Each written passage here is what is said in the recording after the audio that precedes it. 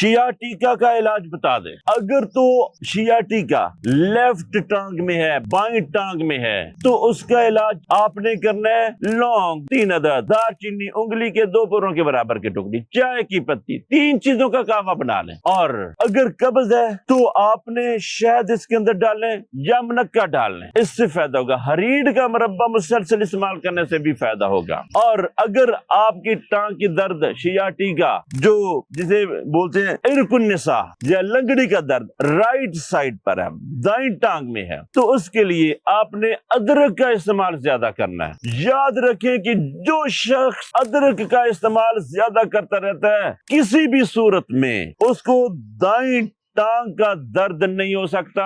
اگر شیعہ ٹیکا کے مریض ادرک کا استعمال کرتے ہیں تو ان کو، اگر شیعہ ٹیکا کے مریض ادرک کا استعمال کریں تو ان کو اس سے بہت بڑا فائدہ پہنچے گا۔ اور اگر ان کو قبض ہو تو ان کو چاہیے کہ وہ شہد ضرور استعمال کریں۔ اور اس کے علاوہ جو قہوہ مفید ہے ایسے مریض کے لیے، دائیں ٹانگ کی شیعہ ٹیکا کے لیے، عرق النساء کے لیے، اجوائن دیسی، خشک پودینہ، تیز پات، یہ 3 چیزوں کا قہوہ بنا کر استعمال کریں مسلسل، انشاءاللہ ضرور فائدہ ہوگا۔